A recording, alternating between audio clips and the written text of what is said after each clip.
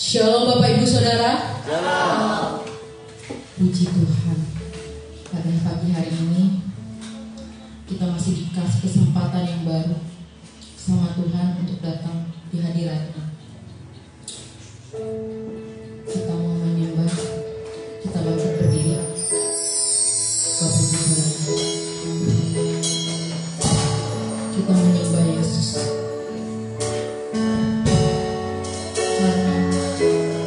Kasihnya begitu besar bagi kita, karyanya begitu sempurna bagi kita.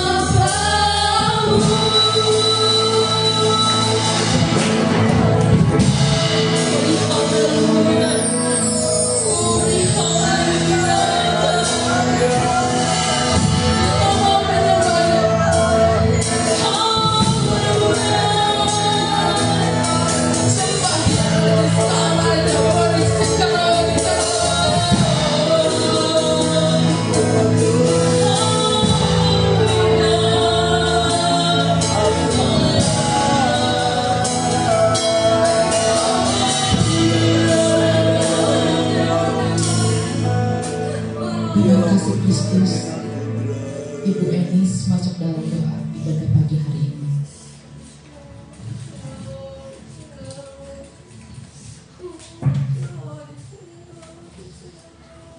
Haleluya Yesus. Segala puji syukur hanya bagi Engkau. Terima kasih Bapa yang baik, terima kasih Roh Kudus. Engkau telah mendatangkan kami pada pagi hari ini yang indah ini Tuhan. Kami rindu Tuhan menyembah Engkau Tuhan, agar hidupku Tuhan selalu Tuhan damai sejahtera. Karena kami percaya di dalam penyembahan ini Tuhan menjadi dupa harum bagi Engkau Tuhan. Terima kasih Bapa, terima kasih Tuhan Yesus. Kami percaya Tuhan ibadah hari ini Tuhan, pagi ini Tuhan, Kau benar-benar hadir di tengah kami Tuhan, benar hadir di tengah hati kami Tuhan. Jiwa kami datang kepada Engkau Tuhan. Kami percaya yang sakit Tuhan Engkau sembuhkan Tuhan, yang terpuruk Kau Tuhan Engkau membukakan jalan Tuhan. Kami percaya Tuhan karena dalam penyembah-Mu Tuhan semua Tuhan dapat damai sejahtera darimu, terlebih juga firman-Mu yang membawa kehidupan kami Tuhan. Terima kasih Tuhan Yesus, terima kasih. Kami serahkan ibadah ini hanya di dalam nama Tuhan Yesus Kristus. Amin. Amin. Shalom Bapak Ibu Saudara. Shalom. Masih ada sukacita? Amin. Kita masih berdiri. Kita mau bersorak-sorak bagi Yesus. Katakan haleluya.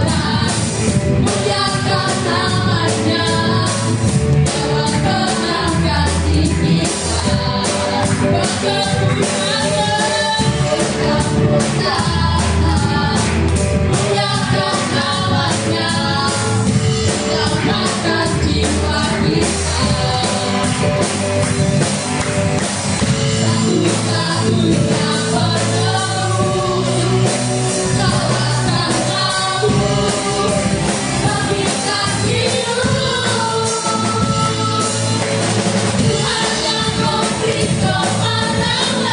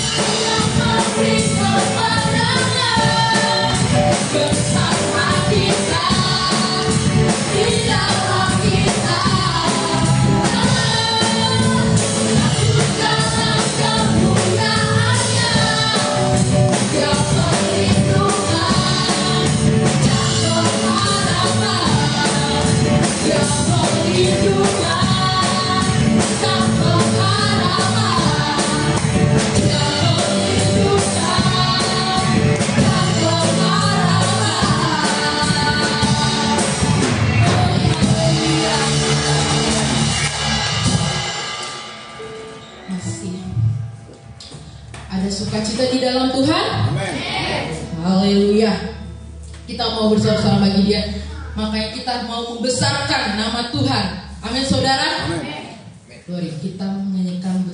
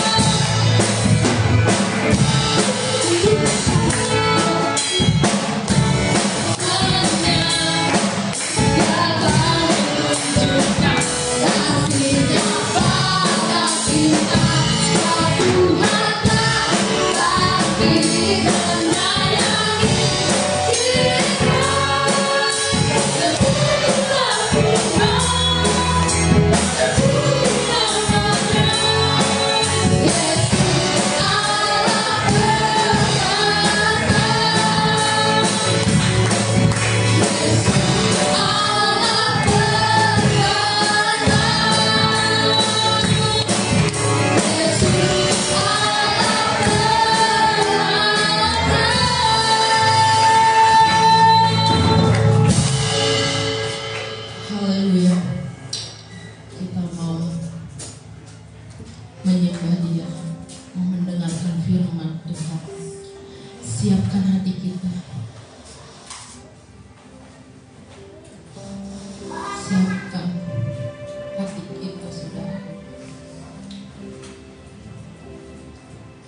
Tuhan berkata di 2 Petrus 3 ayat 9, Tuhan tidak pernah melalaikan janji-Nya. Sekalipun kita dalam kesusahan, sekalipun kita dalam pencobaan, Tuhan tidak pernah tinggalkan kita, saudara. Dia selalu beserta kita. Dia selalu menepati janji-Nya.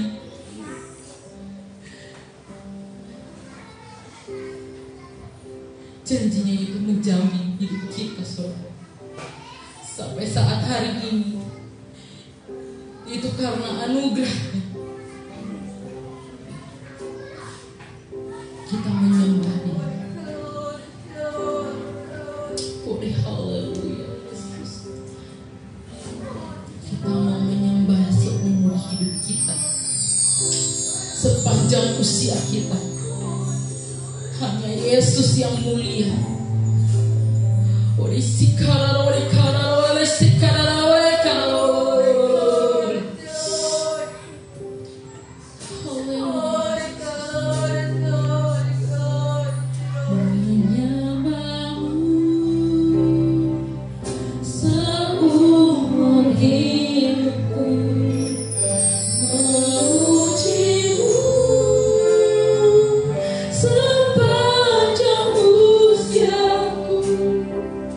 Oh Yesus,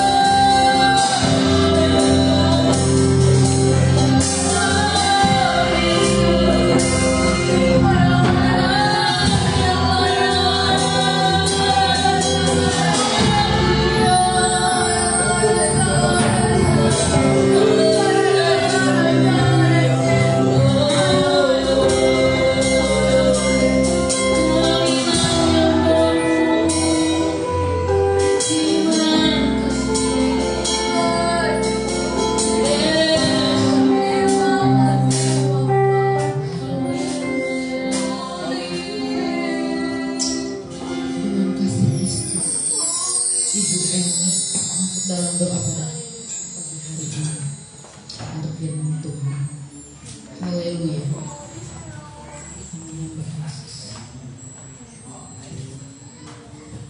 Bapa kami di surga, kami bersyukur Tuhan kami hadir pada saat pagi hari yang indah ini. Karena itulah yang menjadi hak kami untuk kami menyembah-Mu ya Bapa. Menjadi kewajiban kami Tuhan Yesus kami hadir di sini untuk menyenangkan hati-Mu.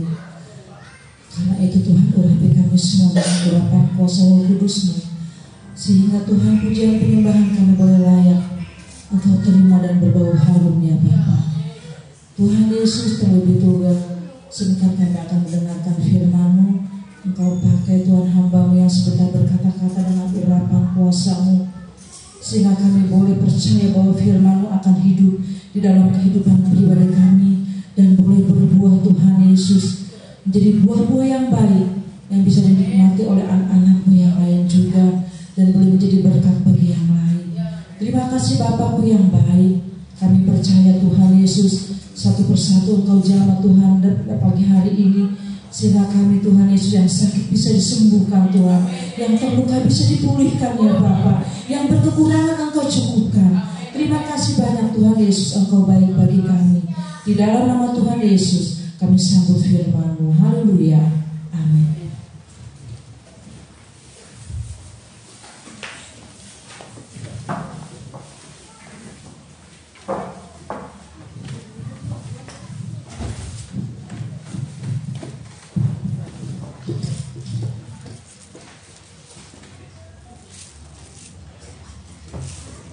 Ya, shalom saudara, puji nama Tuhan, kasih Kristus buat semua kita yang hadir sekarang ini, baik yang onsite maupun yang live streaming. Saudara ya, saudara kita buka dalam Alkitab kita dari kitab Keluaran 17, kita akan baca ayat 1 sampai dengan 7 secara bergiliran.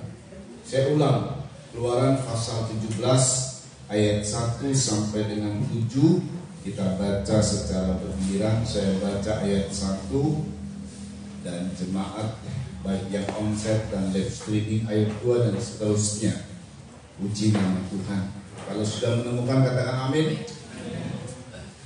Keluaran 17 ayat 1. Kemudian berangkatlah segenap jemaah Israel dari padang gurun Sin, berjalan dari tempat persinggahan ke tempat persinggahan sesuai dengan titah Tuhan.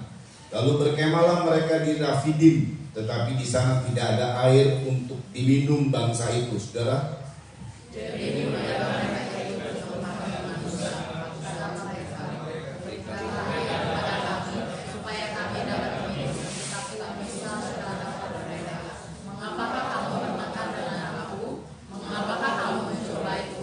hauslah bangsa itu akan air di sana. Bersungut-sungutlah bangsa itu kepada Musa dan berkata, mengapa pula engkau memimpin kami keluar dari Mesir untuk membunuh kami, anak-anak kami dan ternak kami dengan kehausan?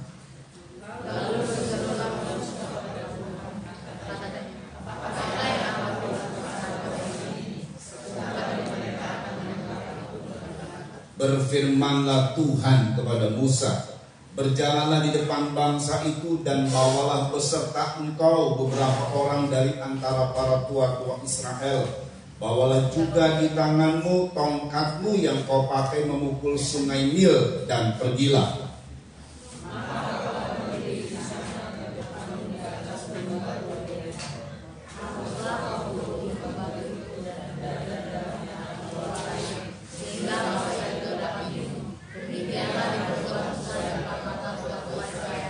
Dinamailah tempat itu Masak dan Meriba, oleh karena orang Israel telah bertengkar dan oleh karena mereka telah mencobai Tuhan dengan mengatakan, adakah Tuhan di tengah-tengah kita atau tidak?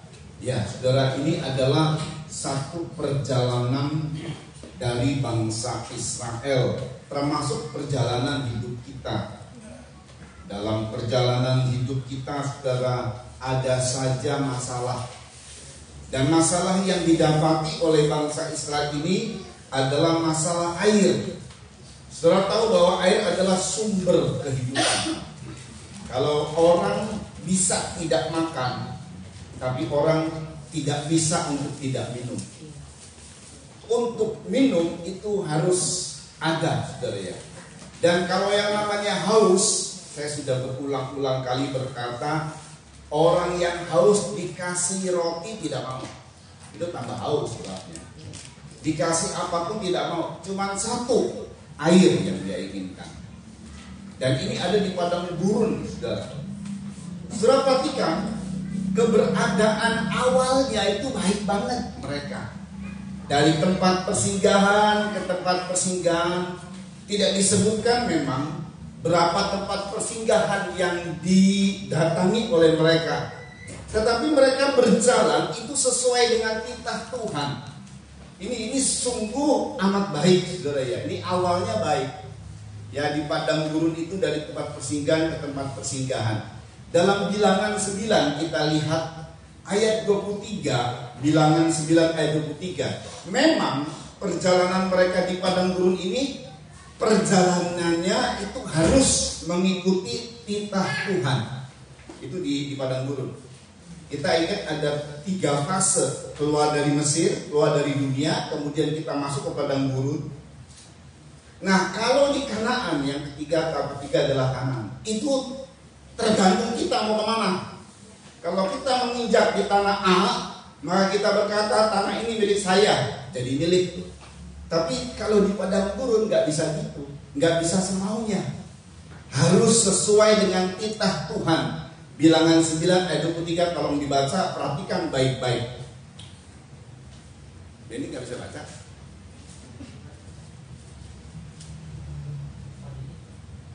Oh, ini bisa baca. Bilangan 9 ayat 23. Yuk.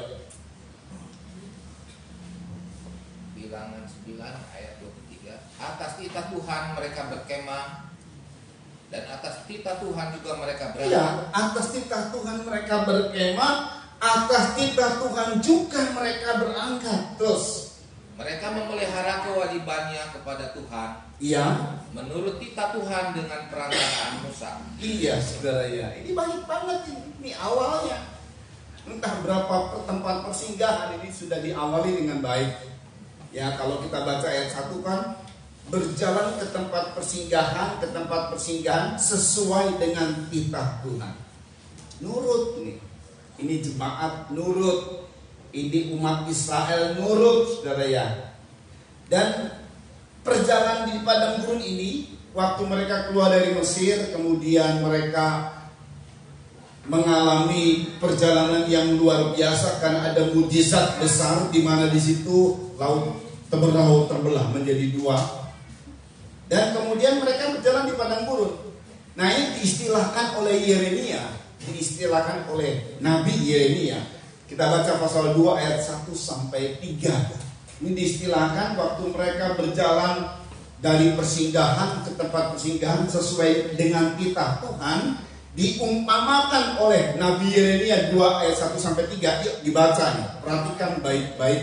Yeremia 2 ayat 1 sampai 3. Ya, perhatikan. Yeremia 2 Ya, ayat 1. perhatikan.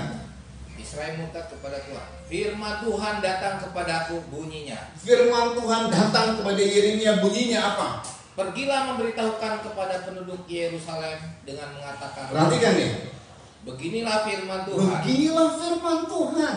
Aku teringat kepada kasihmu pada masa muda. Aku teringat cinta pertamamu. Nah, iya kan? Terus Kepada cintamu pada waktu engkau menjadi pengantin. pada saat kau jadi pengantin, ini cinta pertama dari Israel. Terus Bagaimana engkau mengikuti aku di padang gurun? Sesuai dengan titah Tuhan, berada di padang gurun dari persinggahan ke persinggahan. Diumpamakan oleh Yeremia, ini lagi cinta pertama, cinta pengantin, saudara. Lagi cinta-cintanya sama Tuhan nih.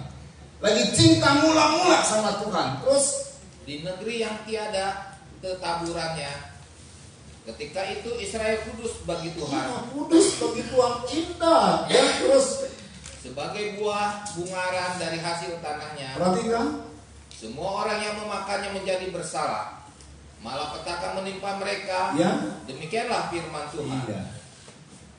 sayangnya di satu ketika terjadi masalah. Jadi gak dikasih tahu entah berapa hari, berapa minggu, setia mereka. Mereka cinta sama Tuhan. Tapi cintanya nggak stabil, saudara, nggak langgeng. Jadi biasanya juga begitu kan, kalau orang baru nikah, wah cinta pertama. Ya, ini nanti ada anak Budi menikah 28 Agustus, cinta pertama. Beberapa orang yang lewat saya dinikahkan sudah berapa ya, nanti dari situ nanti ada November juga ada pernikahan. Dan itu biasanya begitu, itu cinta pertama. Wah, lagi hot-hotnya lah, lagi semangatnya, lagi cinta yang luar biasa, saling sayang menyayangi, I love you. Tapi muncul si Unyil gitu ya, udah mulai beda. Entah tahun kemudian, 2 tahun kemudian, kalau waktu cinta pertama orang pasangannya tersandung, aduh sayang, kenapa sayang? Kalau punya anak 1-2 kesandung, mata lu di mana sih? Kesandung. Itu Daniel. Beda nadanya beda. Tanya si Daniel. Saya berdoa supaya saudara tidak begitu ya. Ini cinta pertama, tapi satu ketika. Dan satu ketika itu, waktu mereka ada di tempat Rafidim namanya. Justru tempat ini tempat yang bagus kalau dari arti nama.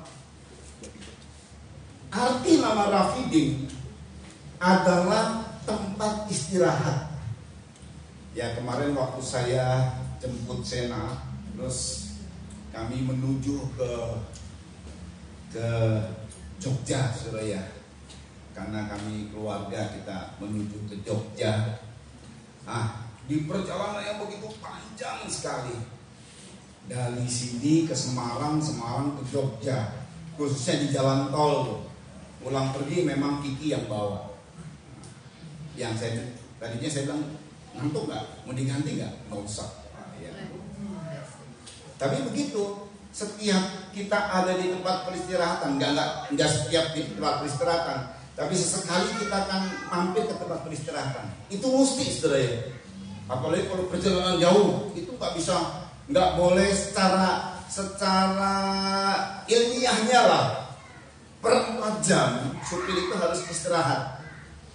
Entah dia ngantuk kah, entah dia apa, dia mesti istirahat aja. Makanya disiapkanlah tempat-tempat peristirahatan. Saudara, ini dalam perjalanan Israel juga begitu. Adalah yang namanya tempat Rafidim yang Tuhan siapkan untuk istirahat. Yang namanya istirahat kan semua dalam keadaan santai dong, betul nggak? Di sini malah bertengkar. Mereka bertengkar kepada Musa. Di Rafidim, yang tadinya tempat istirahat, yang tadinya namanya Rafidim, gara-gara bertengkar dirubah namanya jadi Masa dan Meriba. Ya. Kalau kita dalam kehidupan perjalanan kita, saudara, kadang-kadang lelah, kadang-kadang capek, butuh istirahat. Dan Tuhan kasih tempat istirahat. Tapi jangan terus istirahat terus. Itu namanya game over kalau istirahat. Setelah kita istirahat, kita jalan lagi gitu kan. Kita harus kerja lagi. Hari Sabat atau hari ibadah adalah hari istirahat kita. Istirahat itu bukan cuma sekedar fisik kita, tidur istirahat. Tapi seluruh jiwa, raga, dan roh kita istirahat. Itu yang benar, istirahat yang benar. Dan istirahat yang sejati itu dalam ibadah. Hari Sabat, hari perhentian, hari kita beristirahat. Tidak cuma istirahat, tapi di situ adalah hari yang diberkati oleh Tuhan. Seperti yang kita lakukan sekarang ini diberkati oleh Tuhan. Tapi ya gambarannya kayak begini. Hari ibadah justru harusnya istirahat, malah bertengkar. Dan selalu yang disalahkan itu dari dulu, watak Israel itu selalu salahkan pemimpin. Musa yang disalahkan. Mereka bertengkar dengan Musa. Lalu kemudian ngomongin Musa. Sampai Musa berkata, Tuhan, sampai Musa berseru kepada Tuhan, Tuhan, bagaimana nih, apa yang harus aku perbuat? Ini Israel akan melempari aku dengan batu. Ini berarti pertengkarannya enggak pertengkaran main-main, saudara. Kamu bawa kami kemari untuk membunuh kami. Nah, itu satu tuduhan yang begitu kejam, begitu tuduhan yang begitu hebat sekali terhadap Musa dari bangsa Israel ini, saudara. Masa Tuhan udah capek-capek, Musa udah susah payah mengeluarkan Israel dari Mesir, masa di tengah jalan Tuhan bunuh? Nggak mungkin. Makanya tempat istirahat tadi, Rafidim, dirubah namanya oleh Musa. Ini jadi Masa dan Meriba. Masa itu artinya pencobaan, Meriba artinya pertengkaran. Ini tempat bertengkar dan tempat mencobai Tuhan. Wah, jangan sampai perubahan terjadi dalam hidup kita, saudara. Yang harusnya kita istirahat itu semua damai, enak, tenang. Kadang-kadang kita ada persoalan di pekerjaan, ada persoalan di usaha, ada persoalan di mana begitu melelahkan pikiran kita. Nah, Tuhan siapkan tempat istirahat. Tuhan siapkan waktu-waktu kita bisa menikmati. Kok anak-anak kok jadi baik? Kok berkat ada mengalir? Kok ada sesuatu yang Tuhan berikan kepada kita? Betul-betul diberikan ketenangan, damai. Nah, itu Tuhan kasih, saudara. Tapi sayangnya karena kita di situ malah bertengkar, ya udah dirubah. Sehingga tidak ada lagi tempat istirahat buat kita. Jangan sampai terjadi, saudara ya. Amin, saudara. Amin. Kalau katakan tempat istirahat itu adalah ibadah, jangan sampai ibadah ini tempatnya bertengkar. Kenapa bertengkar? Ya karena melihat orang, pakaiannya itu dari mana dia bagus begitu ya. Malah lihat pakaian. Jadi perselisihan dalam hati, pertentangan dalam hati, mulai mempunyai pandangan sendiri. Firman Tuhan yang disampaikan, buat saya lagu itu gembala itu bolak-balik mengajar terus. Karena dalam hatinya ada konflik. Jadi semua hal yang diungkapkan itu ada rasa sentimen selalu. Wah, itu tadi pelayan pujiannya nyanyinya nggak betul gitu.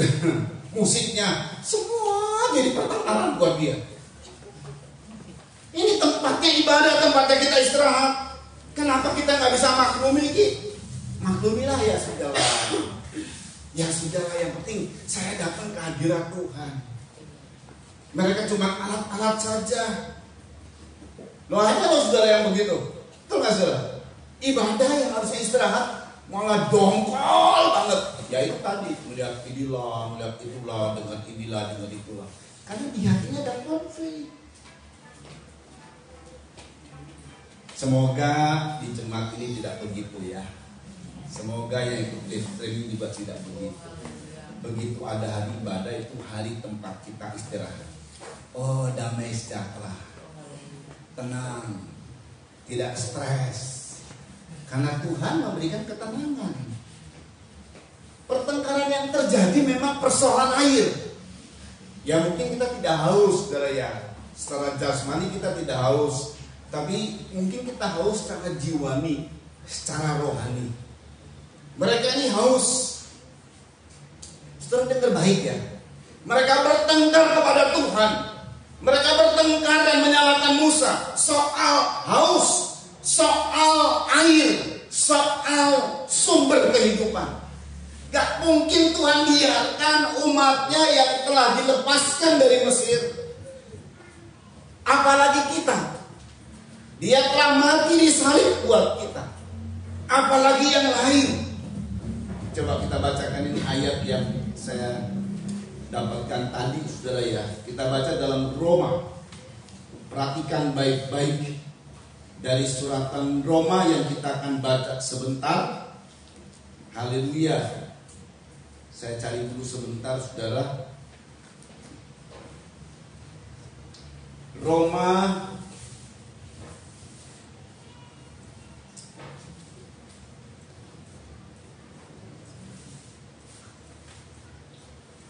pasal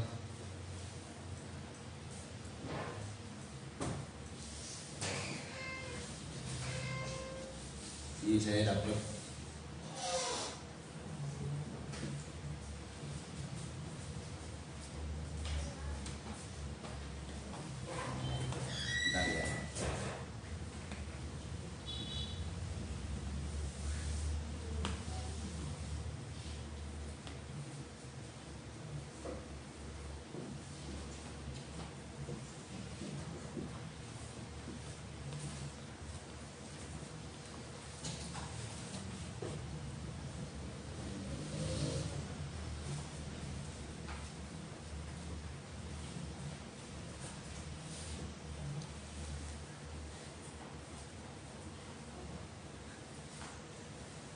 Tuhan berkata, Dia memberikan semua buat kita.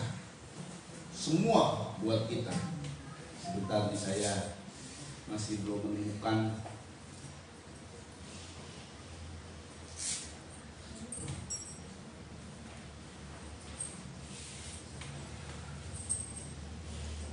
Oh, ini dia. Roma pasal 8.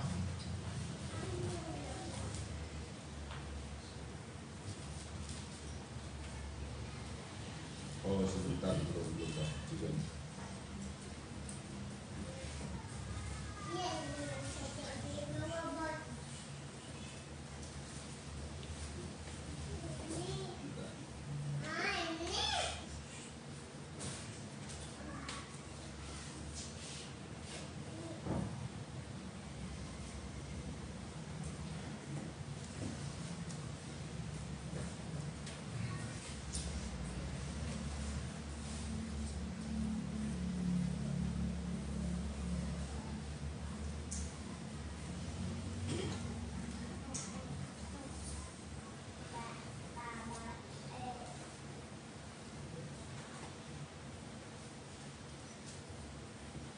Oke, yang ungkapkannya begini.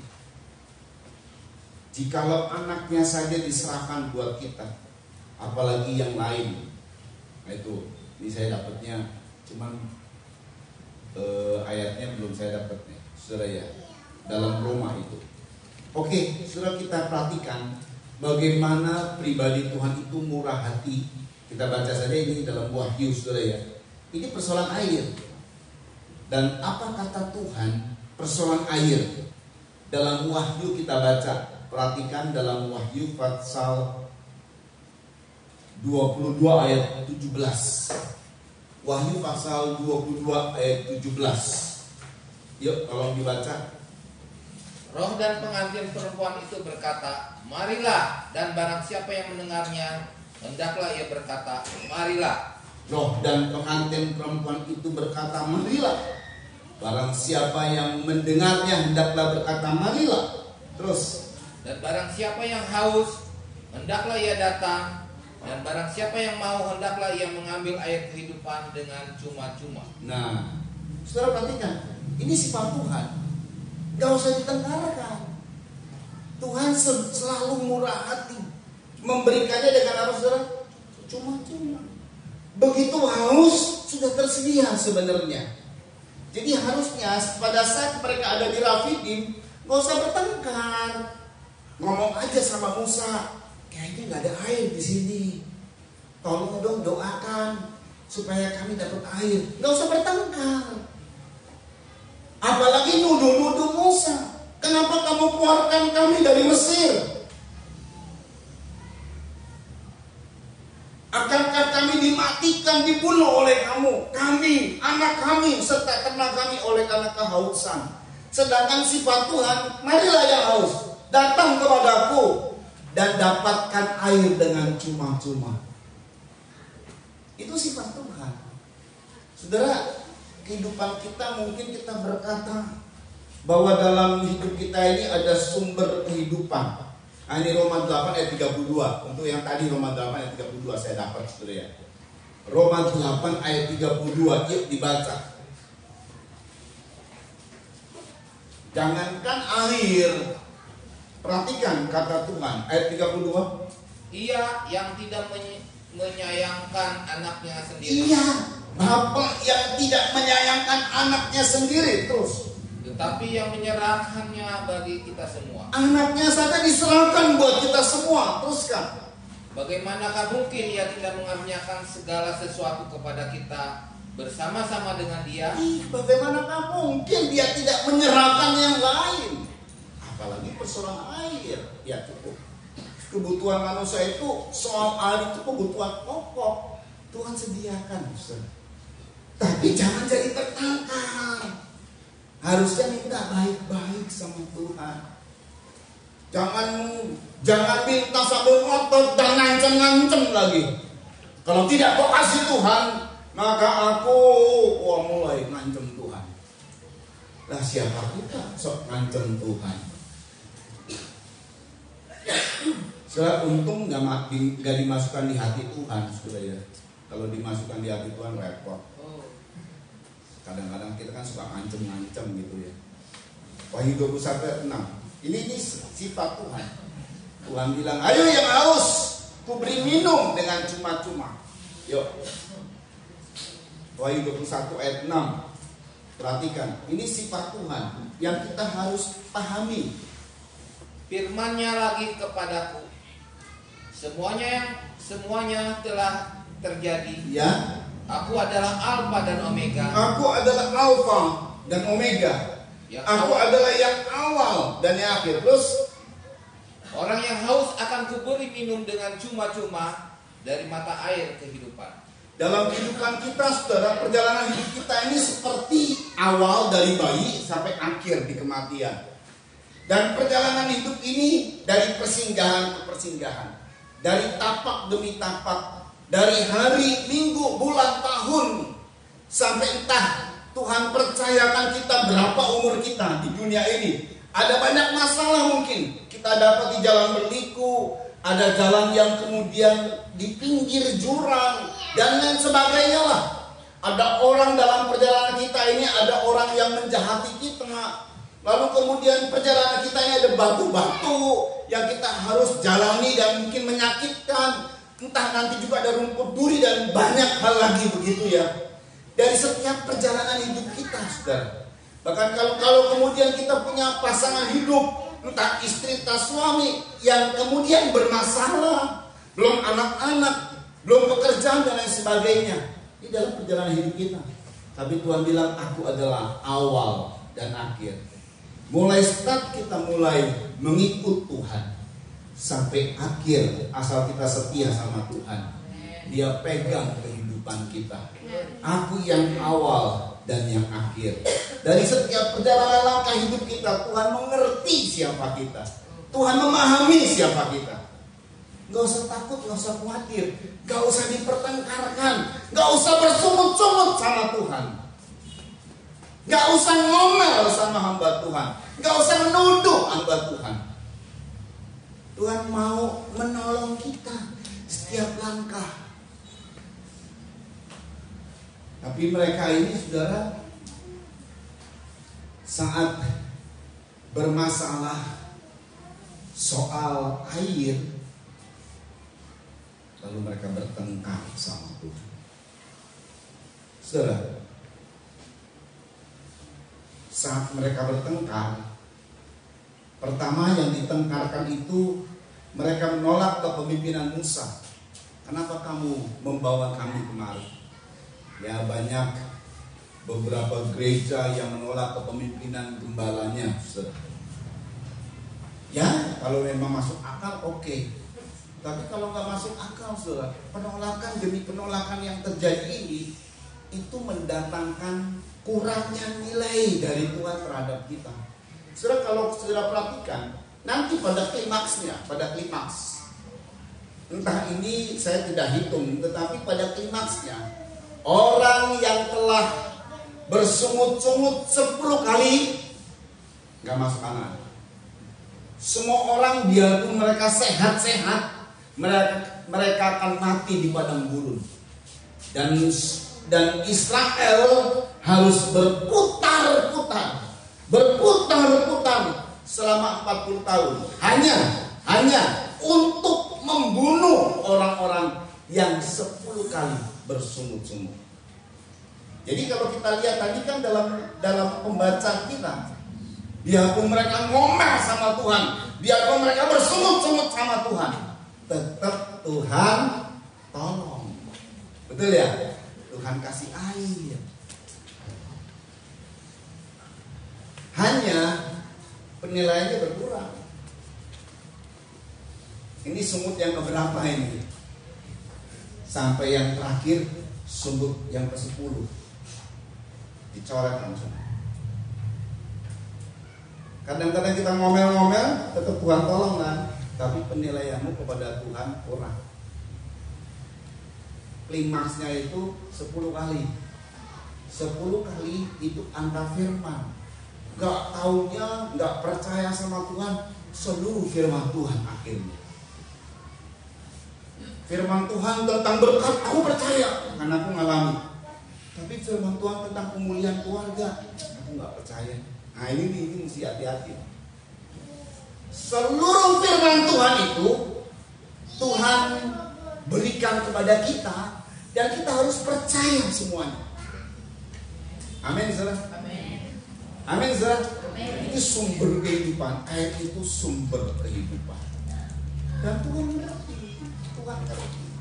Kadang-kadang sumber kehidupan kita ini pekerjaanku nih, gak ngalir, berkatnya gak ngalir. Tuhan ngerti. Tuhan bisa tolong. Jangan ngomel-ngomel. Jangan ngomel-ngomel.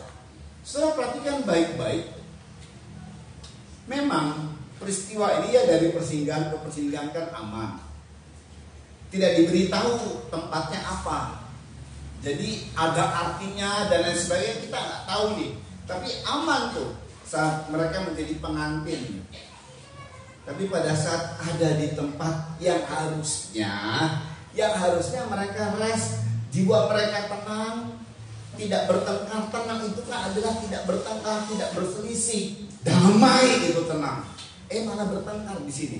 Yang harusnya Rafidim, tempat yang tenang, malah mereka berbuat dosa. Memang loh, kadang-kadang saudara, kalau kita lihat ya dalam kehidupan tokoh-tokoh iman, justru banyak kejatuhan itu saat dalam zona aman. Betul ya? Zona tenang. Salah satunya yang terkenal siapa saudara? Saat dia sudah naik derajatnya, saat dia sudah mulai ngalami berkat yang luar biasa, saat itulah jatuh.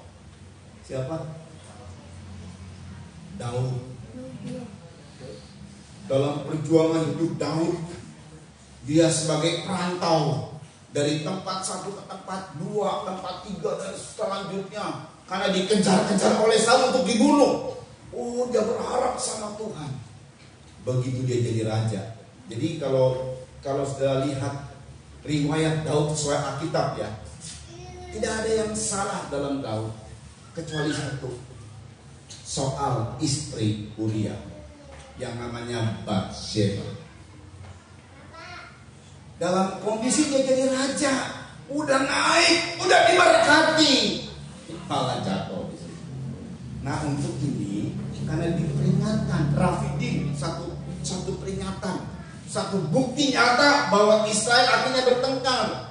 Lebih dari itu kita lihat Daud, satu bukti nyata juga, akhirnya Daud jatuh dalam dosa di zona aman. Kadang-kadang Tuhan tahu hal ini. Jadi Tuhan tidak membiarkan kita berada di zona aman yang kemudian lama sekali bisa jatuh dalam dosa. Nah, di zona aman ini ada duri dalam daging. Nah, itu biasanya terjadi di situ. Makanya Paulus dia mengatakan begini, aku siapa yang tidak kenal Paulus, luar biasa dipakai sama Tuhan. Dia bisa sombong. Namanya dipakai sama Tuhan. Demi dia tidak sombong, Tuhan kasih duri dalam daging. ada duri dalam daging dalam diriku. Itu memagari dia, saudara. Kadang-kadang semua kita diberkati, saudara ya. Semua kemudian aman dan lain sebagainya. Ada aja masalah. Tujuannya supaya kita sadar. Amin, saudara. Tujuannya supaya kita, ayo terus kita ini berharap sama Tuhan. Tapi ya jangan semak duri, cuman duri dalam daging. Itu ungkapan dari Paulus. Sebab peristiwa-peristiwa di Perjanjian Lama ada hal-hal yang kemudian di zona aman jatuh dalam dosa, malah bermasalah di situ. Demi keutuhan iman kita, Tuhan kadang-kadang kasih kita masalah nggak besar sih, supaya kita ingat. Amin, saudara. Kalau semuanya aman-aman, ini nanti bahaya. Bahaya. Rafidim sebagai bukti. Saudara, air yang Tuhan kasih ini sudah Tuhan sediakan. Ini perhatikan ya. Saya mau kasih tahu, air itu adalah sumber kehidupan. Dan kalau kita sumber kehidupannya, ini sama. Kalau saya sebut air itu sumber kehidupan, tapi kita nggak haus. Tapi mungkin kita haus jiwani, haus rohani. Ada orang yang begitu haus jiwaninya, perlu dipuaskan, terus begitu, saudara ya. Ada haus rohani juga. Demikian orang ini haus dan miskin rohaninya. Perlu bolak-balik. Nah, yang dicari ini kemudian hal-hal yang duniawi, saudara. Ada orang yang stres. Kalau di dunia ini ada orang stres, pergilah ke diskotik, pergilah ke kafe, pergilah mencari penghiburan ini, duitnya gede, pulang dari sono terus mabok-mabok, pulang lah haus lagi. Kumpul duit, kesana haus lagi. Ada orang yang menenangkan, memuaskan jiwanya ini dengan hobi, ya kan? Hobi mancing, hobi apa saja. Kadang-kadang semua ditinggalin demi hobinya, begitu ya. Ada. Dan kalau sudah di situ tenang rasanya nih, dapat hobi, dia memuaskan hatinya. Selesai itu haus lagi. Jadi nggak ada jaminan pasti kalau ada orang yang mengalami haus jiwani, haus rohani, dapat kepuasan sejati selama-lamanya. Tidak ada di dunia ini kecuali dalam Yesus Kristus. Amin, saudara. Ada orang yang tidak kerja karena haus akan kerja, terus dia kerja. Jadi banyak kehausan di dalam dunia ini. Memang seolah-olah dunia bisa memberikan kepuasan, tapi semua sifatnya sementara. Kehidupan kita sumbernya apa? Kami bisa hidup nih, anak-anak semua bisa sekolah. Kenapa? Karena ada usaha yang maju. Biarpun kecil-kecilan tapi maju, gitu ya. Nah ini nih, bisa sumber kehidupan. Buat kehidupan kita bisa makan tiap-tiap hari, biarpun pas-pasan. Anak-anak bisa hidup, beli susu dan lain sebagainya. Itu sumber kehidupan juga, saudara ya. Itu sumber kehidupan juga. Nah kalau haus berarti keadaannya kering, tuh lagi kering. Jangan takut sama Tuhan. Tuhan juga perhatikan hal-hal sumber kehidupan tersebut. Pekerjaan kita, mata pencarian kita, atau apa yang kita lihat itu merupakan sumber kehidupan. Tapi itu sebenarnya sumber-sumber kehidupan yang sifatnya fana. Ini ada satu hal yang Tuhan mau kasih sama kita. Sumber kehidupan yang Tuhan berikan sama kita, itu dia akan terus mengalir dan tidak pernah berhenti. Kecuali kita yang menghentikan. Jadi kalau sifat Tuhan begitu dia dibuka tidak akan berhenti. Kecuali tadi kita yang menghentikannya. Sebab kita ini diberikan hak free will, hak bebas. Mau tutup silakan, mau buka silakan. Tapi dari pihak Tuhan setelah membuka, maka dia terus mengalir. Yohanes 4 ayat 13 sampai 14. Tuhan berikan, bayangkan loh, ini kepada perempuan yang kita sebut pelakor. Jadi hal ini Tuhan berikan bukan kepada orang-orang yang bagaimana begitu, tetapi justru kepada pelakor tapi yang bertobat, saudara. Dia bertobat akhirnya. Tapi kalau ada orang yang hidupnya benar tapi tidak bertobat, malah membenarkan diri, nah ini dia. Tuhan gak kasih, saudara. Yohanes 4 ayat 13 sampai 14. Yuk dibaca. Jawab Yesus kepadanya, Yang barang siapa minum air ini, ia akan haus lagi. Tetapi barang siapa minum air yang akan kuberikan kepadanya, barang siapa minum air yang akan kuberikan kepadanya, ia tidak akan haus untuk Ia selama-lamanya. tidak akan haus untuk selama-lamanya. Terus Sebaliknya air yang akan kuberikan kepadanya akan menjadi mata air di dalam dirinya, akan menjadi mata air di dalam dirinya. Terus yang terus-menerus memancar sampai kepada hidup yang bayangkan terus menerus memancar sampai kekal. Jadi kalau sudah Tuhan buka, dari pihak Tuhan gak pernah nutup, terus memancar. Kalau sudah Tuhan buka usahamu, dari pihak Tuhan tidak menutup. Yang menutup ya pihak kita. Yang namanya hidup ini ada waktu rugi, ada waktu untung. Kita harus pandai, kita harus bijaksana. Kalau waktu untung, jangan boros-boros, sebab ada waktu rugi. Itu yang kita harus bijaksana, saudara. Kalau waktu rugi, jangan sungut-sungut, jangan ngomel-ngomel. Memang ada waktunya, tapi ada waktu untung. Waktu rugi gak selalu tiap-tiap hari antara untung dan rugi itu 50-50, tidak. Waktu rugi cuma sedikit saja. Rugi oleh karena apa? Banyaknya oleh karena ulah kita, ambisi, tidak tanya Tuhan. Sedangkan kalau Tuhan berikan, selalu mengalir. Selalu mengalir itu namanya ada berkah. Selalu ada keuntungan. Amin, saudara. Kalaupun rugi oleh karena Tuhan, itu namanya ujian yang mau naik level lagi. Jadi berkatnya nanti mau keluar. Namanya levelnya dinaikkan sama Tuhan. Ini diberikan kepada perempuan Samaria yang saya istilahkan ini pelakor, saudara. Tapi semua itu terjadi oleh karena perempuan ini mau membuka hatinya. Sebab pada saat dia bertanya itu, Tuhan bilang, kalau kamu mau, panggil suamimu. Kamu punya suami. Ya memang 5 suamimu yang di rumahmu itu bukan suamimu, suami orang itu 6 sekarang. Langsung dia terbuka. Oh, nabi ya. Oh, dia sadar, dia bertobat. Dan dia terima Tuhan. Ngalami dia. Satu kota Sikar, ini kotanya dia, diselamatkan gara-gara perempuan ini.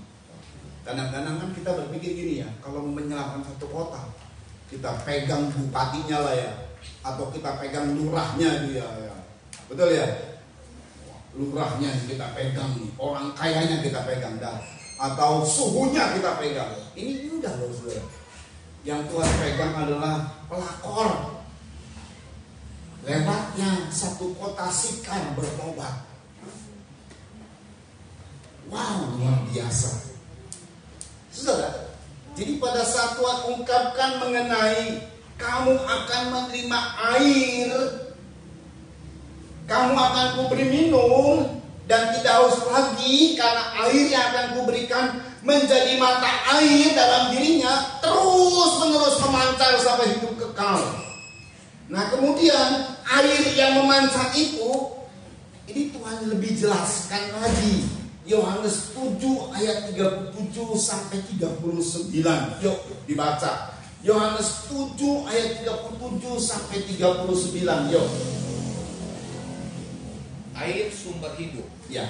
Dan pada hari terakhir, yaitu pada puncak perayaan itu, Yesus berdiri dan berseru. Nah, ini sumbernya yang Tuhan kasih tahu. Kalau tadi kan air itu akan memancar sampai hidup yang kekal. Ini masih dalam simbolik, masih seperti perumpamaan gitu. Maksudnya apa ya? Saya minum air sumur, kamu mau ngasih air yang kemudian memancar sampai hidup kekal. Maksudnya apa ya? Nah, ini Tuhan jelaskan. Ini benar-benar air itu sumbernya dari sini. Hasilnya dari sini. Yuk dibaca.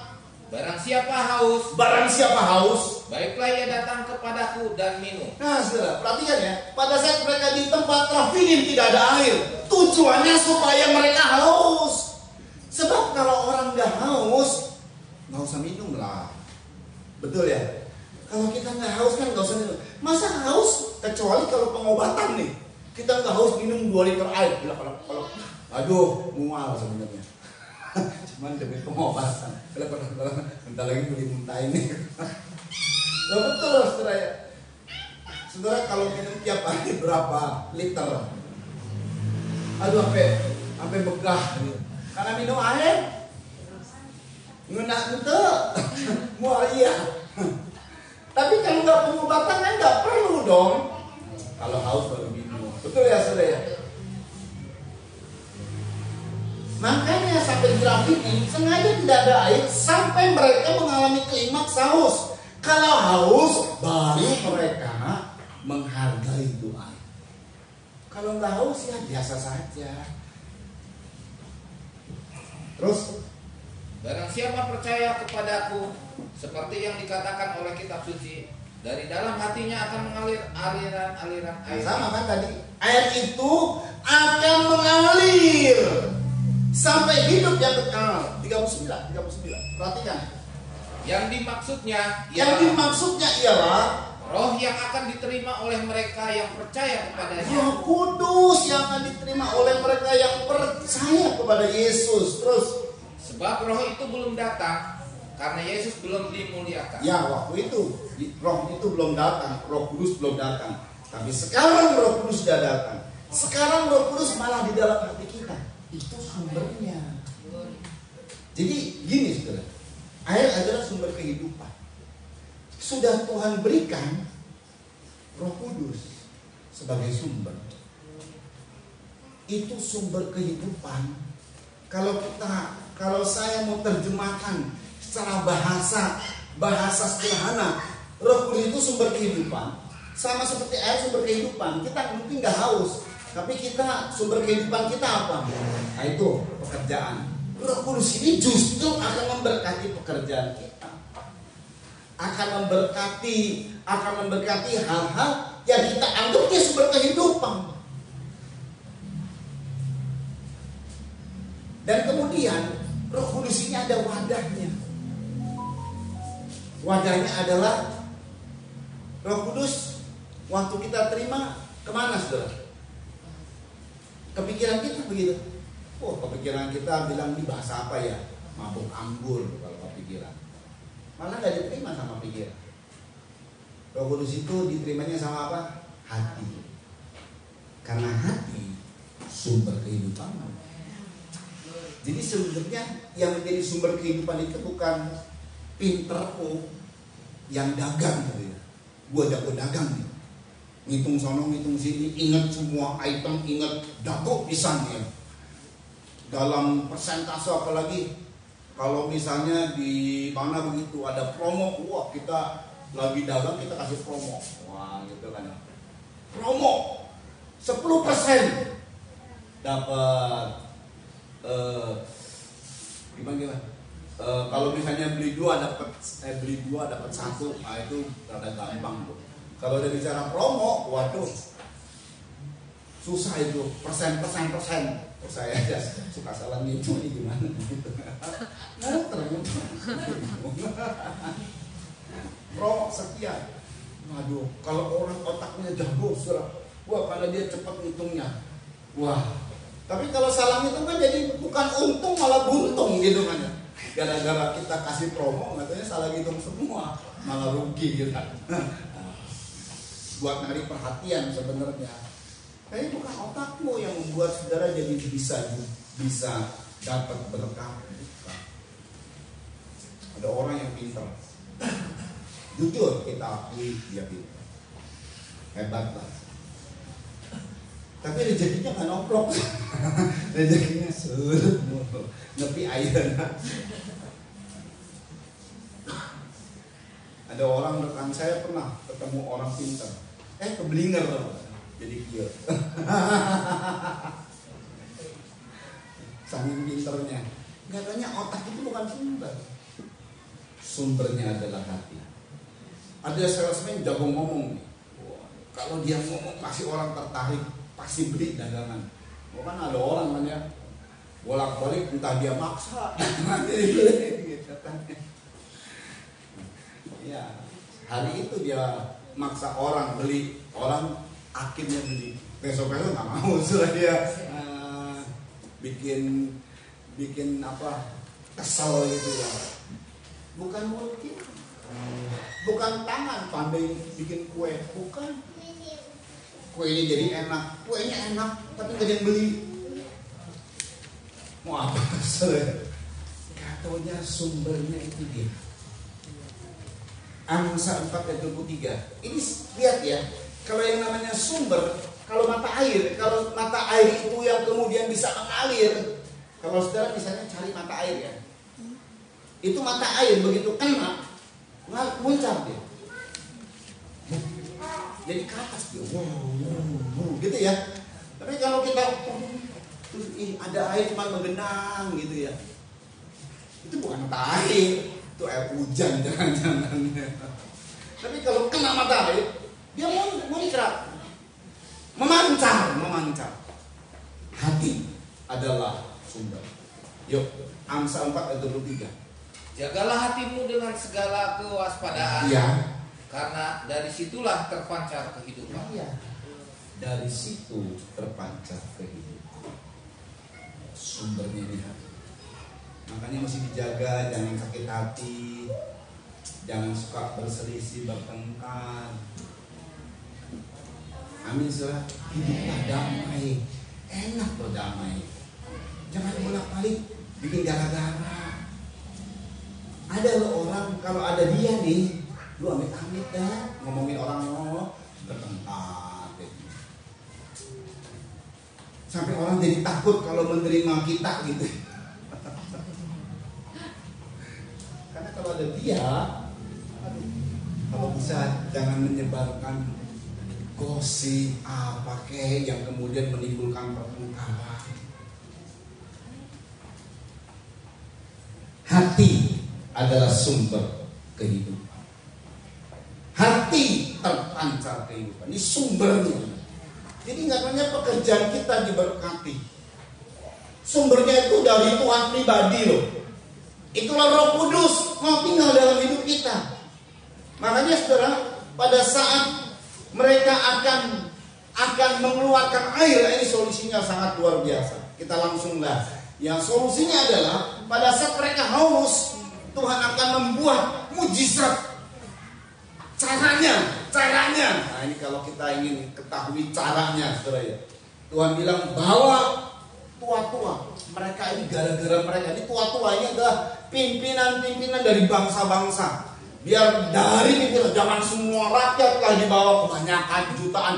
Nanti begini ngeliatnya susah. Orang Musa cuma 1 tongkatnya. Bawa tua-tua, minimal mungkin ada 12 tua-tua, 70. Kan cuma kumpul begitu kan. Jadi mereka menyaksikan. Mereka nanti cerita sama bangsa yang lain. Saya sama bangsa Israel. Iya, saya melihat sendiri bagaimana air itu keluar.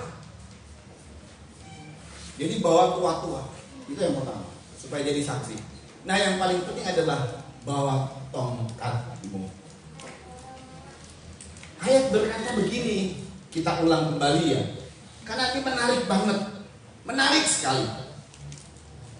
Ayat ini berkata begini, saudara.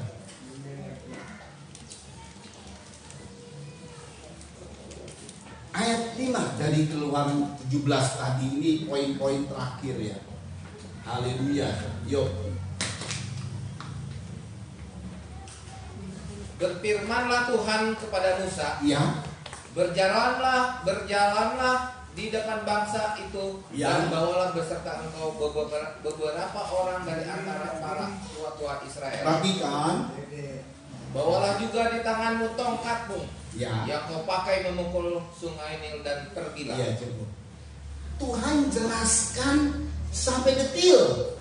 Bawalah tongkatmu yang kau pukul di sungai Nil. Sebetulnya tongkat ini bolak-balik dibawa sama Musa, betul ya? Tongkat ini juga selain dia memukul sungai Nil, setelah waktu dipukul sungai Nil jadi apa? Sungai Nil Oh jadi darah. Pada saat dipukul laut berau terbelah. Tuhan jelas-jelas memberitahu bawalah tongkatmu yang kau pakai memukul sungai Nil. Nah, sungai Nil itu adalah sumber kehidupan dari Mesir. Tapi gara-gara dipukul sama Musa jadi darah, sehingga orang tidak bisa minum. Jadi tongkat itu punya kuasa, baik menutup sumber maupun membuka sumber. Buat Israel buka sumber. Cuma ini dikenal dengan menutup sumber. Sungai Nil yang tadinya sumber dari kehidupan Mesir, sehingga ada ikan-ikan, dan kemudian mereka minum dari sungai Nil. Tapi apa yang terjadi? Nah, ini kita lihat kisahnya. Keluaran. Jadi kita mau yang mana? Mau ditutup atau mau dibuka? Sumbernya mau ditutup atau mau dibuka? Ini dibuka kan? Tapi tongkat ini jelas-jelas disebut yang kau pukul kepada sungai Nil. Keluaran 7 ayat 20 sampai 21. Dan kemudian ayat 24. Keluaran 7 ayat 20. Perhatikan nih baik-baik. Demikianlah Musa dan Harun berbuat seperti yang difirmankan Tuhan. Ya. Diangkatnya tongkat itu dan dipukulkannya kepada air yang di sungai Nil. Terus Di depan mata Fir'aun dan pegawai-pegawainya, maka seluruh air yang di sungai Nil berubah menjadi darah. 21. Matilah ikan di sungai Nil, Itu sumber mata pencarian mereka. Mati semua ikan. Terus sehingga sungai Nil itu berbau busuk. bayangin itu sungai berbau busuk. Saya kalau pada saat itu misalnya di situ muntah-muntah tiap hari.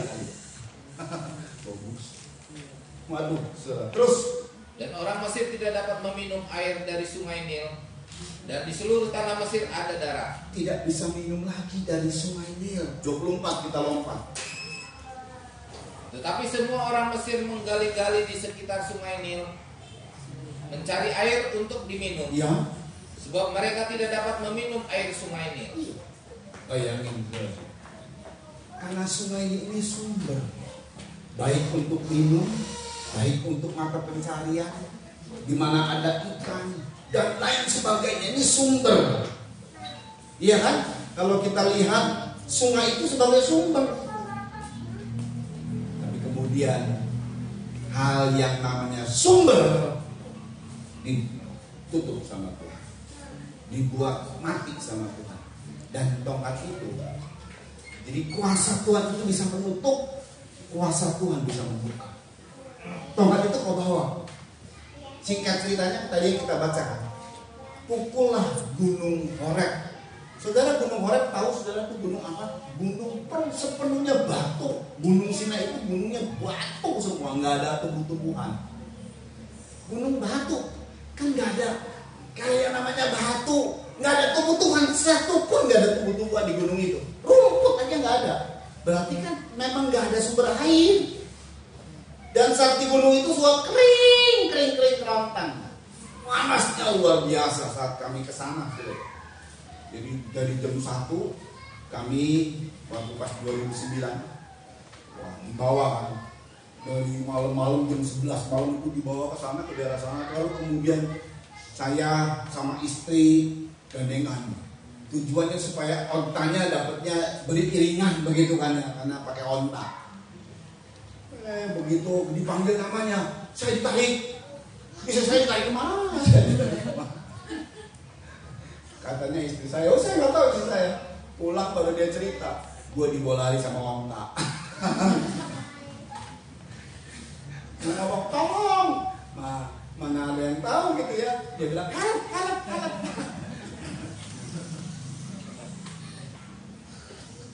Jam 1 jalan sampai sana jam sekitar jam 5:30. Jam 6 lihat matahari terbit, jam 6:30 lah turun lagi. Ya iya cuma begini doang dah. Gue kira ngapain kayak baru kelihatan itu yang namanya batu semua. Kalau saudara di gunung Indonesia ini kan, gunungnya penuh dengan apa? Tumbuh-tumbuhan. Sampai orang Solo ada yang ngomong sama saya, duh kalau bukan napak tilas saya nggak mau kemari. Kering kerontang, nggak ada yang bagus katanya. Bagusnya Indonesia katanya. Kalau bukan napak tilas tentang Tuhan Yesus, tentang Alkitab, nggak mau kemari saya katanya. Ngomel-ngomel sudah di jalan. Emang begitu. Yang namanya nggak ada tumbuhan berarti nggak ada air. Tapi Tuhan buka air. Sumbernya dibuka di tempat yang tidak ada air. Wow, dahsyat. Amin saudara. Nah, gitu. Jadi Tuhan itu mampu, kecil aku buat Tuhan. Tuhan betul-betul buktikan. Jadi bukan di gunung yang lain gitu. Gunung Horeb itu yang sama sekali nggak ada air. Kalau ada air ada tumbuhan. Ini sama sekali nggak ada tumbuhan. Pukul keluar air, memuaskan mereka. Saudara ya, itu sebabnya buat kita kehidupan kita ini jangan sampai kita ini ngomel, sungguh-sungguh. Kalau ada pencobaan, belajar bersyukur, belajar tabah. Amin. Jangan bolak-balik ngomel, sungguh-sungguh. Tuhan sudah berikan sumber kehidupan. Bukan cuman tongkat dipukul ke Gunung Sinai, tapi betul-betul pribadinya hadir dalam diri kita. Sebab kalau ada Tuhan, semua masalah selesai. Pada saat Musa dibilang bawa tongkat, aku akan ada di sana, di gunung itu. Disitulah terjadi mujizat. Tuhan ada di mana? Di hati kita, di hidup kita. Karena Roh Kudus, karena kita telah dipenuhkan dengan Roh Kudus. Jangan takut, saudara. Jangan takut. Jujur kemarin beberapa hari saya buang air. Masalah buang air mah kecil ya. Tapi masalah yang namanya hampir grok gitu. Sebutannya apa? Kalau asam lambung naik ke jantung, apa sebutannya? Gerak. Itu baru kan itu saya merasa itu namanya. Yang lain pada nggak tahu. Oh Tuhan gimana? Khusus amat ini. Karena kan buang-buang air terus minum air teh pahit berhenti kan jadi. Tapi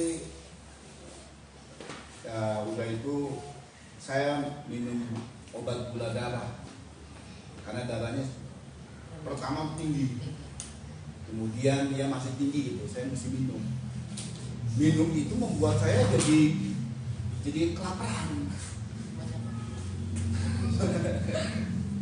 Ngedrop gula darahnya, jadi makan. Begitu makan, wah ini kembung, perut kembung, aduh, naik asam lambungnya naik, itu jantungnya deg, malah jantungnya sampai kedengeran ya, udah sampai waduh, udah susah tidur sudah. Tapi saya cek di hati, apakah hari ini saya kata saya hari ini Tuhan bilang tenang. Hati saya tenang, oh berarti tenang. Tinggal cari solusi yang bagaimana. Akhirnya selesai juga. juga gitu. Itu saudara ya. Jadi kalau Tuhan ada, karena saya percaya Tuhan ada. Dan Tuhan bersama dengan kita. Selalu Tuhan bersama dengan kita. Amin saudara. Apapun yang kita hadapi, gak usah takut, gak usah khawatir. Ya, kalau kita memang ada takut wajar. Makanya segala khawatirmu bawa kepada Tuhan supaya kita mengalami tenang lagi. Amin saudara ya. Supaya kita mengalami tenang lagi. Tuhan mampu menutup sumber bagi Mesir, bagi orang dunia. Tapi buat kita membuka dari yang tidak ada menjadi ada. Gunung Sinai, Gunung Horeb sama Gunung Sinai itu sama. Gunung Horeb yang sama sekali batu, tidak ada air di situ sebenarnya. Tapi Tuhan buka menjadi banyak air. Tuhan mampu menolong kita. Tuhan mampu membuka sumber air, entah di pekerjaan kita, entah di mata pencarian di bisnis. Tuhan mampu menolong kita, memberkati kita. Biarpun kita mungkin pas-pasan, tapi Tuhan berkati. Terus rajin sama Tuhan, terus setia sama Tuhan. Amin saudara. Biarlah kita menjadi rusa, ya. Tapi nggak jadi rusa. Ini nyanyi aja. Sebab saya bilang seperti rusa di dusun itu ada nggak? Kayaknya nggak ada ya. Rusa yang lain aja ada. Nyanyian rusa banyak. Ayo kita nyanyikan yuk. Biarlah kita menyanyi, kita menjadi seperti rusa yang rindu sungai. Haleluya. Karena kita cinta sama Tuhan. Cinta ini biar terus ada dalam kehidupan kita dan selalu kita rasakan cinta kepada Tuhan. Mari kita datang kepada Tuhan, kita berdiri semua yuk. Seperti rusa rindu sungaimu, jiwaku sungguh merindukan Engkau. Haleluya.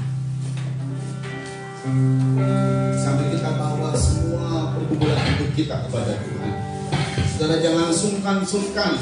Ini tempatnya kita mengadu, tapi tidak bersungut-sungut.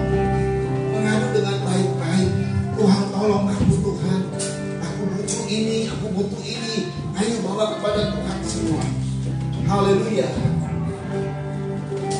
Seperti rusa rindu sungaimu, jiwaku rindu Engkau. Kaulah Tuhan aja, hatiku rindu.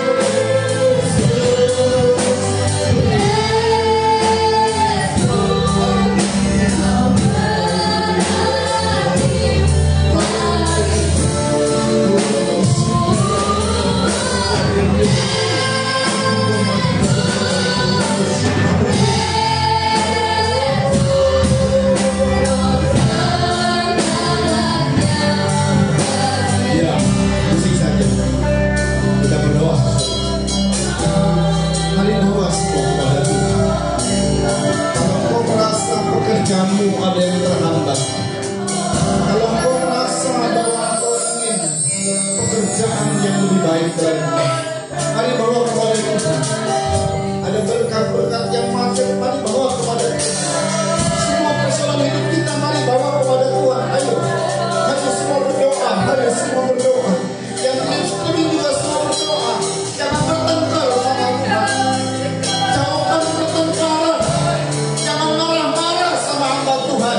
Jangan marah-marah sama Tuhan. Bawa semua kepada Tuhan dengan baik-baik. Bawa dalam permohonan dan doa. Jangan ngancam-ngancam Tuhan. Kalau kita sempat ngancam-ngancam Tuhan, kita minta ampun sama Tuhan. Kalau kita sempat bertengkar sama hamba Tuhan, kita minta ampun sama Tuhan. Tuhan mampu membuka jalan. Tuhan mampu membuka sumber hidup itu di tengah-tengah yang sama sekali tidak ada sumber.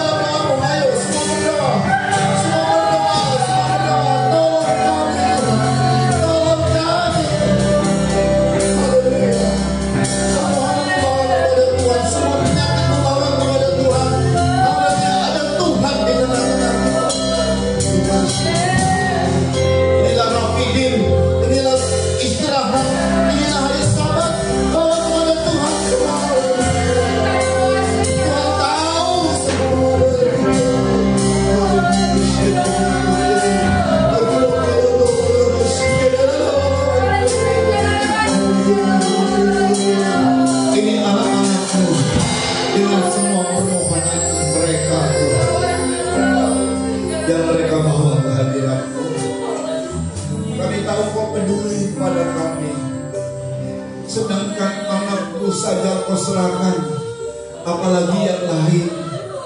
Ajar kami percaya kepadamu Tuhan, bahwa Engkau bersama dengan kami dan Engkau memberikan kepada kami jaminan pasti di mana Engkau menolong kami Tuhan. Kami percaya, kami percaya Tuhan.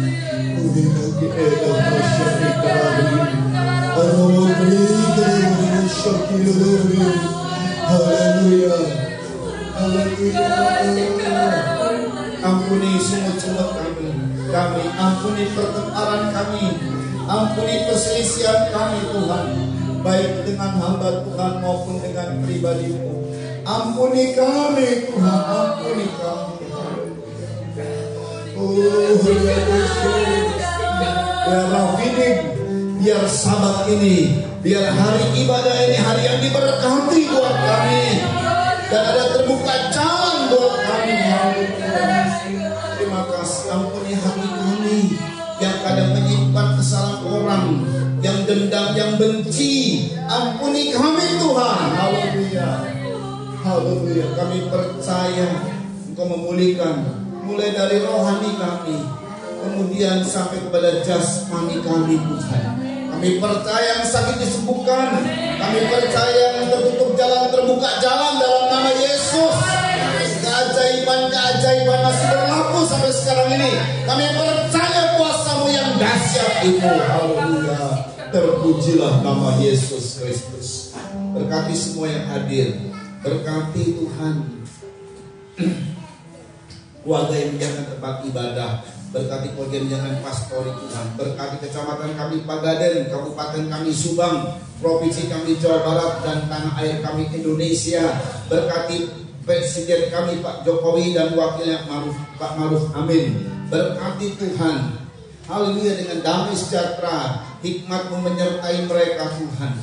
Wakil-wakil rakyat juga di pusat dan di daerah-daerah juga berkati supaya bisa bekerja sama dengan presiden kami. Para menteri, pembantu presiden juga diberkati Tuhan, dan kepala-kepala daerah, sehingga mereka bisa bekerja sama dengan baik memajukan Indonesia. KPK TNI Polri, Badan Intelijen, Densus 88, berkati mereka, berikan keberanian kepada mereka untuk bisa membongkar kasus-kasus besar koruptor, gembong-gembong narkoba, sindikat mafia, serta terorisme. Dan juga Tuhan, mereka yang berbuat jahat baik kepada negara maupun kepada pribadi, Tuhan tolong supaya terbongkar semua kasus-kasusnya secepatnya dan dihukum sesuai dengan hukum yang berlaku. Tapi kalau luput dari hukum dunia, kami mohon hukum sorga berpindah agar nama Tuhan ditakuti di bumi Indonesia ini, dimuliakan di Indonesia ini. Terpujilah nama Yesus Kristus. Terima kasih Tuhan, semua korban yang disampaikan jemaat, berkati semuanya Tuhan, baik perpuluhan, korban-korban tantangan, kolekte dan semuanya, nama Tuhan dipermuliakan. Terima kasih Bapak yang baik. Kalau sebentar kami kembali ke rumah kami masing-masing, yang onsite sampaikan dengan selamat, di rumah yang online Tuhan, supaya mereka tetap bersama dengan Tuhan, hadirat-Mu selalu dirasakan di rumah-rumah, nama Tuhan dipermuliakan. Terima kasih Bapak, kami angkat dua tangan kami menerima berkat dari Tuhan. Saudara-saudara yang dikasih oleh Tuhan, terimalah anugerah cinta kasih sayang dari Bapa yang sungguh sangat mengasihimu. Kasih karunia lewat kuasa pendamaian korban Kristus serta pimpinan kekuatan kuasa Roh Kudus menjadi milikmu saudara-saudara dari sekarang ini sampai Tuhan datang kali yang kedua, bahkan sampai selama-lamanya. Dalam nama Tuhan Yesus Kristus, mempelai pria sorga dan imam besar yang kami puja-puji selalu, kami alaskan doa ini. Haleluya.